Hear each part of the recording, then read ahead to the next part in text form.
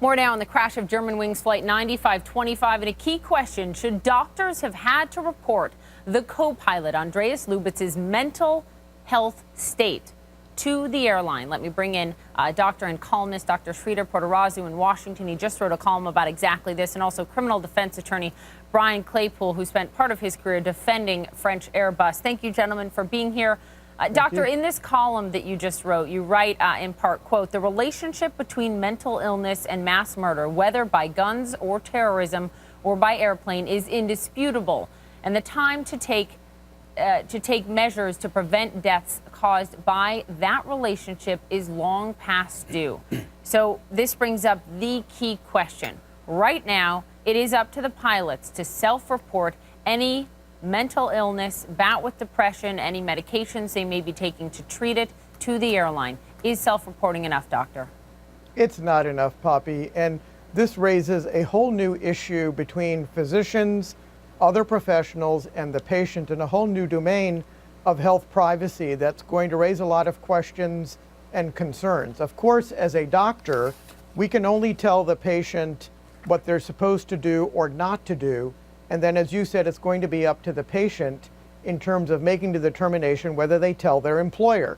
The doctor cannot tell the employer under privacy laws, and the employer is not allowed to reach out or understand at an individual level. It's still up to the patient in terms of reporting that.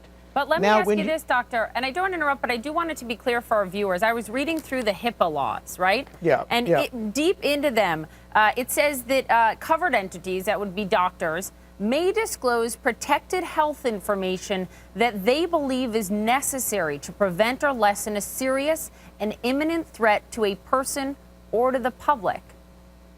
Yeah, and that's a great point, because a covered entity there's a very fine line.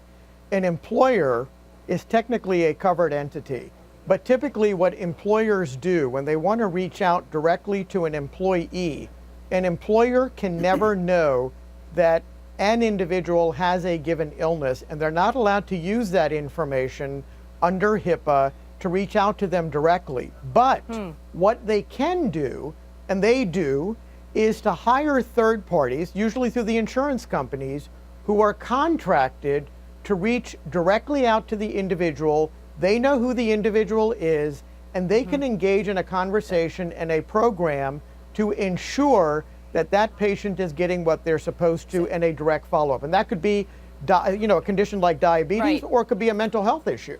So to you, Bryan, does this, when you look at these HIPAA laws, this covered entity, does that include doctors? Meaning, are doctors completely prohibited from telling an employer, look, I wrote this note saying that this co-pilot was unfit to fly? Or does this sort of part of the HIPAA laws allow the doctors, when they think they could be a risk to the public, allow the doctors to tell the employer?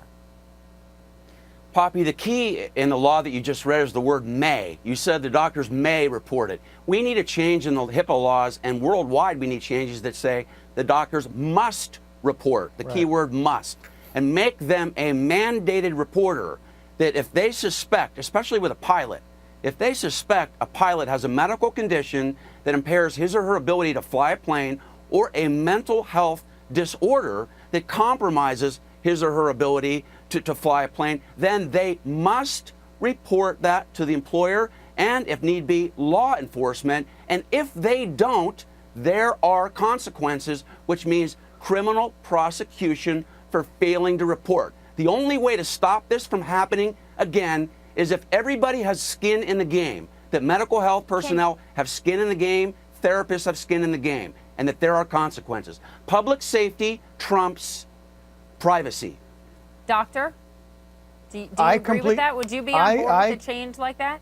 I completely agree. I think that physicians have a new responsibility, but it's a fine line, because you'll ask many physicians today, and I'll tell you, as a practicing physician, most people don't often put into context what it is and the patient's situation outside of taking care of the condition.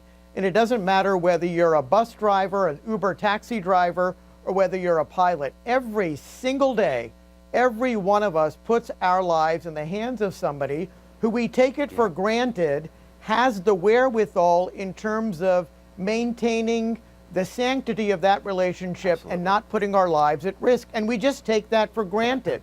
But there are any number of things that we don't necessarily assess as physicians to know whether the functional status of that individual and their medical condition are adept enough and satisfactory enough for them to perform that. You know, you mentioned the blurred vision earlier. You know, I'm an ophthalmologist, and that's, you know, it's a good point. But even if you were to measure that his vision is not adequate, I think the attorney raises a good point that how are you going to enforce it? Because it's still left to an individual whose functional state is still a question. I want to get Bryan in here. Final word. Yeah, sure. Poppy, look, the reality is this. Lubitz was unfit to be a co-pilot based on the ejection he got that Dr. Gupta mentioned in 2010. He should have never been a pilot. So if we have new laws in place that mandate that that medical doctor that gave him that shot immediately reports that to Lufthansa, then I guarantee you he would not have been flying that plane. We do have to wrap it up, but I got to say, as I leave it there, here's the fear that if you do that, right, many of these pilots, it is believed, or people would not then go to get the treatment that they need for fear of losing their job. That is what you run up against. Pilot, what the answer is, I'm not sure. Gentlemen, we got to go. I got to leave it there. Thank you for being with me, both of you, Dr. and Bryan. Appreciate it very much. Thanks, Coming up Bobby. next.